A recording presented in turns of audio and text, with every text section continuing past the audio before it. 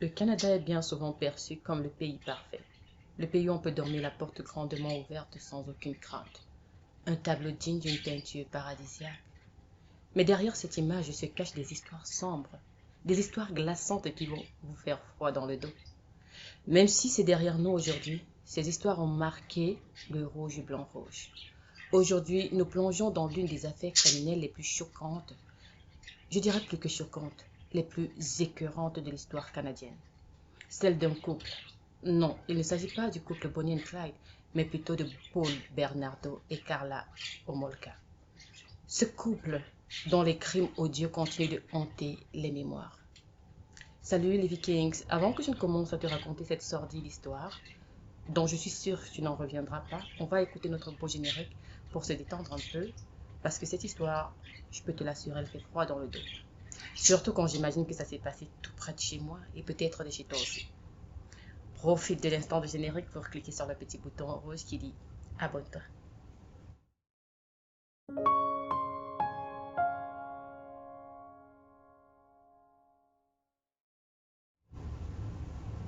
Les crimes du tueur et violeur en série Paul Bernardo et de sa femme Carla Homolka, en particulier les meurtres à caractère sexuel des adolescentes Leslie Mahaffey et Kristen French dans les années 1990, font partie des dossiers les plus horrifiants et les plus controversés de l'histoire canadienne. Tout commence à Scarborough, une banlieue tranquille de Toronto. Entre 1987 et 1990, une série d'agressions sexuelles sème la terreur parmi les habitants. Le violeur de Scarborough, comme il est surnommé, attaque les jeunes femmes, souvent près des arrêts de bus, les agressant avec une violence inouïe. Aux alentours d'une heure du matin, le 4 mai 1987, une jeune femme est attaquée et violée quelques minutes après avoir quitté le bus près de son domicile à Scarborough. Et je rappelle, Scarborough, c'est dans la banlieue de Toronto. C'est une des banlieues très connues de Toronto. Ce crime va alors s'inscrire dans une série de 24 viols ou tentatives de viol perpétrées sur une période de 5 ans. Les cibles du violeur de Scarborough sont principalement les adolescentes et les jeunes femmes. La plupart des attaques surviennent dehors, mais quelquefois le criminel s'est introduit au moins une fois dans le domicile de sa victime. Les attaques sont accompagnées de violences physiques, de violences verbales ainsi que des menaces graves visant à décourager la victime de contacter la police. À une occasion, un policier de Toronto en uniforme qui surveillait un arrêt de bus va il va apercevoir un suspect qui se cache sous un arbre et il va essayer de poursuivre ce suspect à pied, mais malheureusement, le suspect va le remarquer et va parvenir à s'échapper. Le 17 novembre 1988, la police de la communauté urbaine de Toronto met sur pied un groupe de travail chargé d'arrêter celui qu'on appelle désormais le violeur de Scarborough. À ce moment, les enquêteurs ne disposent encore d'aucune piste sérieuse jusqu'en mai 1990, c'est-à-dire 2 ans plus tard, lorsqu'une victime leur fournit une description du visage de son agresseur. La police crée alors par ordinateur un portrait composite qu'elle diffuse largement, y compris dans les journaux. Sur les 16 000 réponses reçues dans les semaines qui suivent, 3 émanent de personnes qui déclarent que le portrait ressemble à Paul Bernardo. Les enquêteurs interrogent par 2 fois celui-ci qui, à l'époque, il vit dans la maison de ses parents à Scarborough. Ils pensent qu'il n'est pas un suspect sérieux. Va savoir pourquoi, on ne le saura jamais, mais ils ont pensé ainsi. Mais suivant leur routine, ils prennent des échantillons de ses cheveux, comme ça se demande, comme ça se fait à l'époque et d'ailleurs toujours. Ils vont prendre l'échantillon de son sang et de sa salive pour effectuer des comparaisons avec l'ADN qui a été relevé sur les vêtements d'une victime de viol.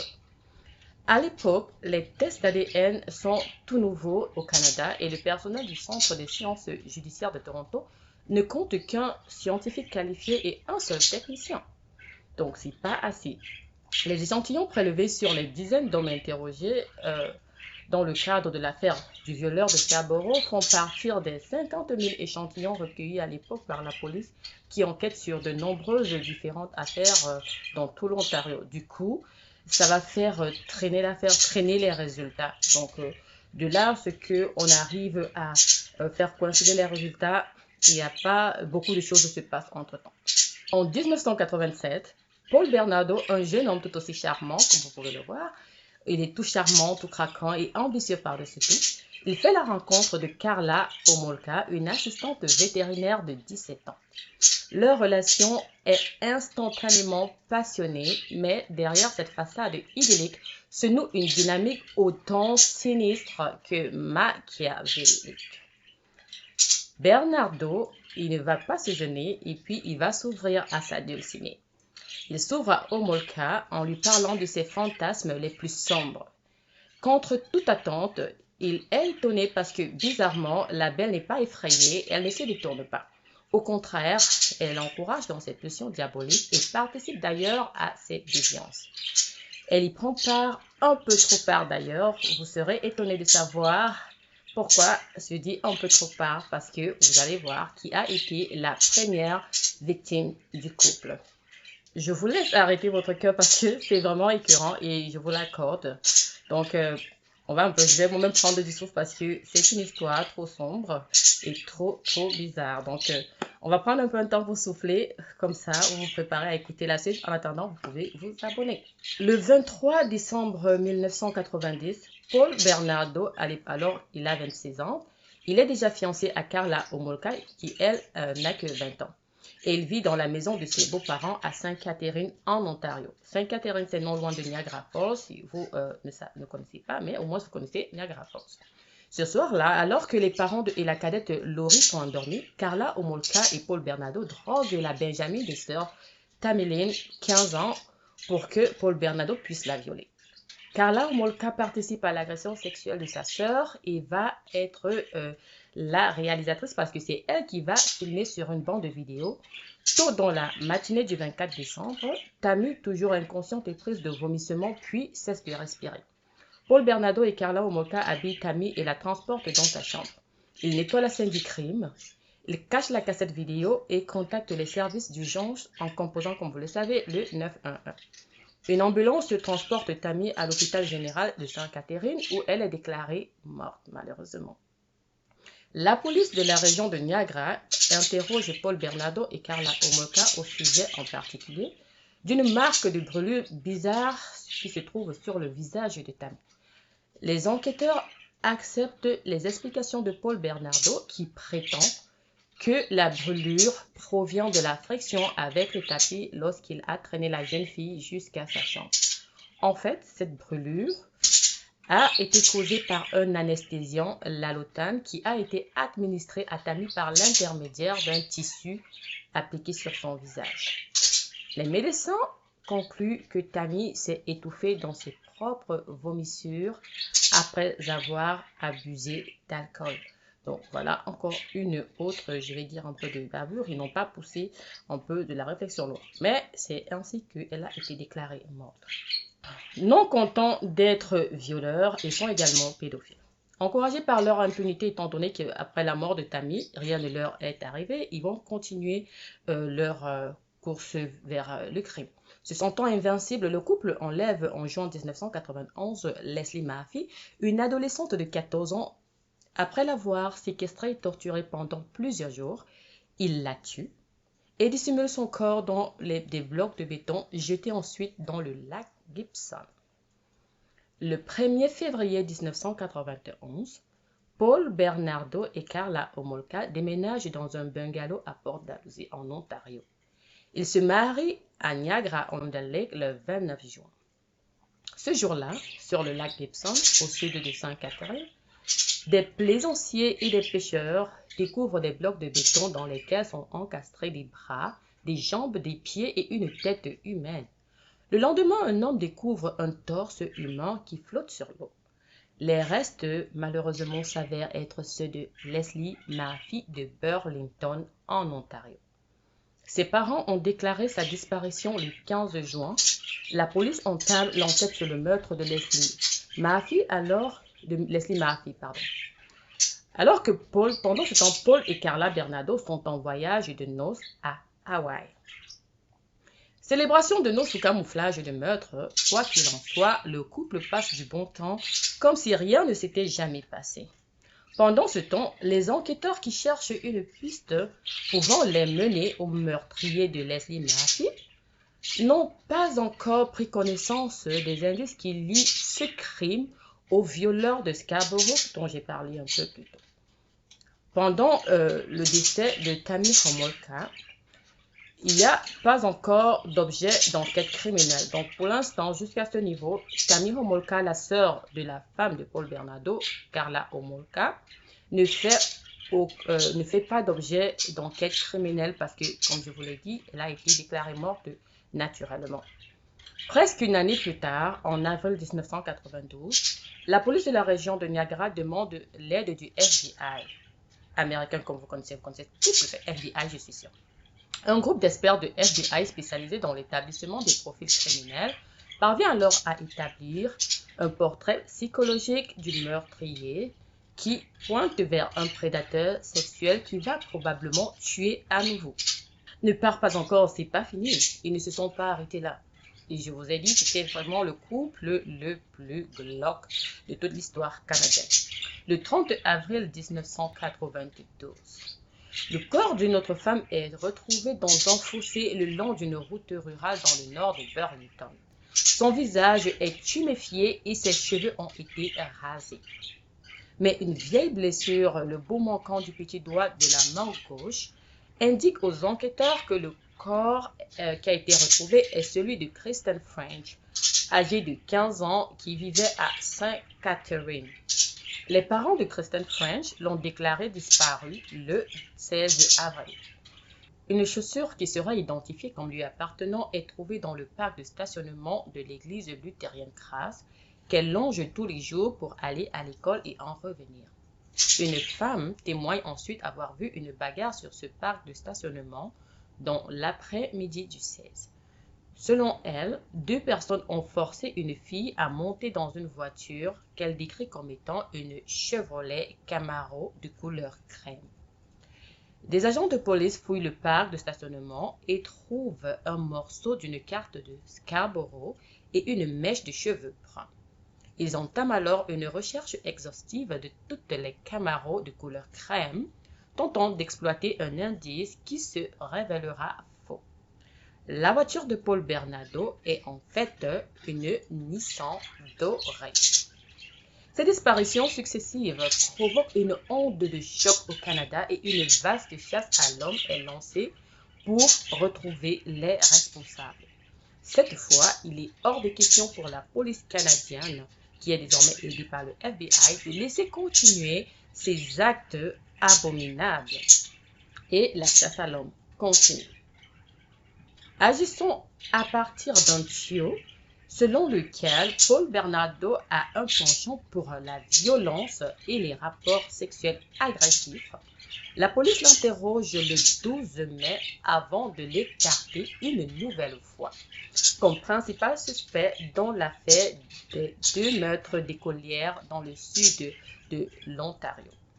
Les restes de Leslie Murphy sont exhumés et les médecins légistes constatent alors sur son dos la présence de bleus qui rappellent les chocs brutaux infligés à Kristen French. C'est à ce moment que la police établit pour la première fois un lien entre les 2 meurtres.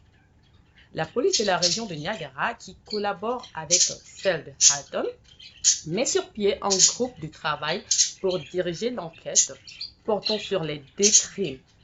Le 21 juillet, une reconstitution de l'enlèvement de Kristen French est montrée à la télévision. Le programme génère des milliers de tuyaux, mais malheureusement, aucun de ces tuyaux ne donnera une piste sérieuse. Le 6 janvier 1993, Carla Homolka est admise à l'hôpital général de Sainte-Catherine après avoir été vicieusement frappée par Paul Bernardo à l'aide d'une lampe de poche. Paul Bernardo est alors arrêté et inculpé pour agression armée avant d'être libéré sous caution. Karla Homolka, suite à cette agression dont elle a été victime, elle ne reviendra plus jamais dans leur maison à Port Dalhousie. Un mois plus tard, le Centre des sciences judiciaires finit par identifier l'ADN de Paul Bernardo comme étant celui du violeur de Scarborough. Combien d'années ça a mis avant qu'on parvienne à lui imputer tous ces viols-là? La police met alors Paul Bernardo sous surveillance et son téléphone est mis sous écoute. En 1993, Paul Bernardo est arrêté après que son ADN le relie aux agressions du violeur de Scarborough. Au début, Karla Homolka, sa femme, elle ne coopère pas avec la police. Lorsque Karla Homolka sent que l'étau commence à se resserrer, il faut bien qu'elle sauve sa peau la maligne. Fini les partenariats, fini l'amour en crime. Après entretien avec son avocate, Karla négocie un accord avec le procureur et elle va désormais se présenter comme une victime manipulée par Paul Bernardo. Les enquêtes soumettent Karla Homolka à 4 jours d'interrogatoire. Elle blâme son mari, Paul Bernardo, pour la mort de sa sœur. Elle décrit comment Paul Bernardo a kidnappé Leslie Murphy dans le jardin de la maison où habitait la jeune fille. Elle explique également comment elle et Paul Bernardo ont attiré Kristen French dans leur voiture sur le parc de stationnement. Elle raconte que les deux filles ont été exploitées comme des esclaves sexuels avant d'être étranglées par Paul Bernardo. Kristen French, elle, a été forcée de regarder un journal télévisé durant lequel son père, submergé par l'émotion, demandait qu'elle soit rendue saine et sauve. Karla déclare que Paul se serait vanté devant elle d'avoir violé au moins 30 femmes.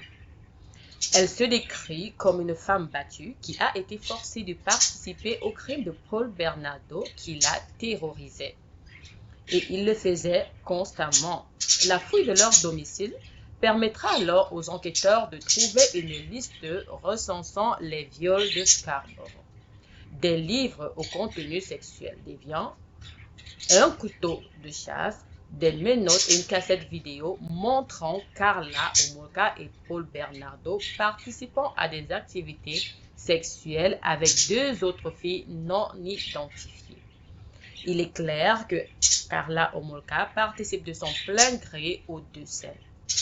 Elle admet aux policiers que l'une des filles a été droguée et n'a pas eu conscience par la suite d'avoir été violée. Tout semblait normal pour elle. Le 6 juillet 1993, dans le cadre de son plaidoyer de culpabilité négocié avec les substituts du procureur général, Karla Homolka est reconnue coupable de 2 chefs d'accusation d'homicide involontaire pour les meurtres de Leslie Murphy et de Kristen French. Elle est alors condamnée à 2 peines de 12 ans de prison ferme qui doivent être purgées simultanément. Ça veut dire que ce ne sera pas additionné, ce n'est pas 24 ans, c'est juste 12 ans qu'elle doit purger comme peine. À l'époque, les autorités ne savent pas encore que la première fouille effectuée par la police au domicile de Paul Bernardo est passée à côté de plusieurs bandes de vidéos, des enregistrements qui vont s'avérer être les preuves les plus accablantes et les plus explosives de cette affaire. Le 6 mai 1993, l'avocat de Paul Bernardo a récupéré 6 bandes de 8 mm qui étaient cachées dans la maison de Paul Bernardo. Elles ne seront pas présentées à la police avant le 22 septembre 1994, plus d'1 an plus tard. Les bandes montrent dans tous ces détails le viol de Tammy Homolka, la sœur de Karla Homolka, vous vous souvenez, ainsi que la torture et le viol de Leslie Murphy et de Kristen French. Karla Homolka apparaît sur les images comme une complice consentante de Paul Bernardo, en aucun cas comme une participante forcée ni effrayée. L'affaire fait alors les premières pages des journaux et capture l'attention du public dans toute l'Amérique du Nord. L'annonce de la découverte des bandes de vidéos provoque une indignation du public. Les médias accusent le procureur d'avoir passé un marché avec le diable. C'est à se demander s'ils avaient tort. Lorsqu'il n'a condamné Karla Homolka qu'à une peine de 12 ans pour son rôle dans les crimes, puisqu'elle était consentante, que ce soit pour le meurtre de sa sœur et des 2 autres écolières et plein d'autres qu'on n'aurait pas fait. La couronne déclare cependant qu'elle est obligée de respecter son engagement. Donc, pas plus de 12 ans pour Karla Homolka. C'est à se demander qu'est-ce qui se passait. La sélection du jury pour le procès de Paul Bernardo commence le 1er mai 1995. La couronne ouvre le procès le 18 mai et le procès durera 4 mois, durant lesquels Karla Homolka sera appelée à la barre des témoins à l'occasion de 17 audiences. Paul Bernardo est finalement reconnu coupable de toutes les charges qui pèsent contre lui, 2 chefs d'accusation pour meurtre du 1er degré, enlèvement, séquestration et agression sexuelle grave et un chef d'accusation pour profanation d'un cadavre humain. Il est condamné à l'emprisonnement à vie et déclaré délinquant dangereux, ce qui rend sa remise en liberté conditionnelle très improbable. 5 ans plus tard, en 2000, la Cour d'appel de l'Ontario et la Cour suprême du Canada rejettent le recours en appel de Paul Bernardo concernant sa condamnation pour meurtre. En 2006, l'avocat de Paul Bernardo déclare qu'en 2005, son client lui aurait confié avoir commis 10 agressions sexuelles supplémentaires. Paul Bernardo est incarcéré depuis 2013 dans la prison à sécurité maximale Millhaven à Bath en Ontario. Les crimes perpétrés par le couple Bernardo-Homolka, mis à part l'impact qu'ils ont eu sur les victimes et leurs familles, ont eu de vastes retombées qui ont continué à se faire sentir bien après la fin des procès. Un tribunal de l'Ontario a ordonné la destruction des bandes vidéo montrant le viol et le meurtre de leurs victimes. Avec raison. L'avocat de Paul Bernardo, Ken Murray, qui avait récupéré les bandes vidéo cachées dans la maison de Paul Bernardo, a été accusé en 1997 d'entrave à l'exercice de la justice et de complot visant à faire entrave à l'exercice de la justice pour n'avoir pas remis ses bandes à la police. Ken Murray est cependant acquitté de ses chefs d'accusation en 2000. En 1996, une enquête gouvernementale sur l'enquête menée sur Paul Bernardo conclut que la police a fait de nombreuses erreurs, que des rivalités entre les différents corps policiers ont également nui à l'enquête et que certains des crimes commis par Paul Bernardo auraient pu être évités si les échantillons de son ADN avaient été traités et comparés plus rapidement. Vous vous souvenez, je vous ai dit ça a pris énormément de temps parce qu'il y avait 50 000 échantillons à traiter et pourtant il n'y avait qu'un seul expert avec un technicien. C'était pas évident. S'ils avaient fait un peu plus vite, avaient accéléré, avaient trouvé un autre moyen, ce ne serait pas arrivé. Donc ils ont totalement raison. Pour sa part, Karla Homolka a purgé la totalité de sa peine de 12 ans et a été libérée de prison en 2005 sous plusieurs conditions imposées par le juge, notamment des restrictions concernant ses déplacements et l'interdiction de tout contact avec des personnes de moins de 16 ans. Ces conditions ont été annulées par un autre juge quelques mois seulement plus tard, ce qui a déclenché une avalanche de critiques de la part des familles de Leslie Murphy et de Kristen French. Karla Homolka s'est d'abord installée à Montréal où elle a donné naissance à un enfant en 2007. Donc, elle a continué sa vie normalement. Elle s'est, remis, elle a eu un enfant. Elle a ensuite vécu en Guadeloupe, dans les Caraïbes, sous le nom de Léane Bordelais. Rien à voir avec le Canada, un nom bien français pour bien camoufler, avec son nouveau mari, Thierry. Thierry qui n'est nul autre que le frère de Sylvie Bordelais, l'avocate que Karla avait en prison. Elle a eu 3 enfants. En 2012, après avoir été découverte en Guadeloupe par un journaliste canadien, Karla Homolka est revenue s'installer au Québec. Paul Bernardo, pour sa part, est devenu admissible à la semi-liberté en 2015 et à la libération conditionnelle totale en février 2018. Après avoir purgé 25 ans en prison, toutefois, en octobre 2018, sa demande de semi-liberté ainsi que de libération conditionnelle a été refusée par un comité de la Commission des libérations conditionnelles du Canada, après 30 minutes de délibération seulement. En tant que délinquant dangereux, Paul Bernardo ne sera probablement jamais libéré, je pense. Cependant, il y a quelques mois, le 26 novembre 2024, Paul Bernardo, alors âgé de 60 ans, va apparaître par vidéo lors d'une audience de la Commission des libérations conditionnelles du Canada. Il se verra refuser pour la 3e fois la liberté conditionnelle. Notez que ce sont les familles de Kristen French et de Leslie Murphy qui ont plaidé auprès de la Commission des libérations conditionnelles pour que Bernardo reste enfermé. Pourtant, Karla Homolka, sa complice, a retrouvé la liberté, comme je vous disais, depuis belle lurette. Et elle a même eu, comme je vous l'ai mentionné, 3 enfants. Pensez-vous que c'est juste que Karla Homolka, de son ancien nom, puisqu'elle a changé de nom, n'ait écopé que de 15 années après tout ce qu'elle a fait, après son implication dans les meurtres de sa sœur et 2 jeunes filles, et qu'elle vive normalement avec un travail près de vous. Elle a refait sa vie, elle a des enfants, pendant que les familles des victimes ont été privées à jamais de leurs proches et ne leur reverront plus jamais. Est-ce qu'elle repense à ses victimes? Est-ce qu'elle a réellement changé ou ses voisins sont-ils en danger?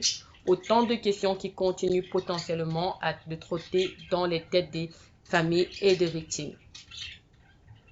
Quoi qu'il en soit, cette affaire soulève des questions troublantes sur la nature humaine d'abord, mais également sur la justice.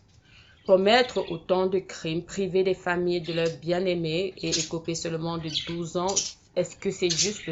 Je veux savoir vos avis, que vous soyez des personnes de droit ou pas. Laissez-moi savoir ce que vous en pensez en commentaire.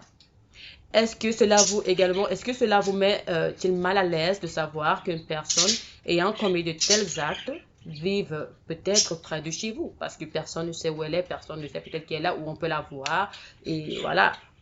Qu'est-ce que ça vous ferait de savoir qu'elle est votre voisine et peut-être qu'elle reste souvent avec vos enfants?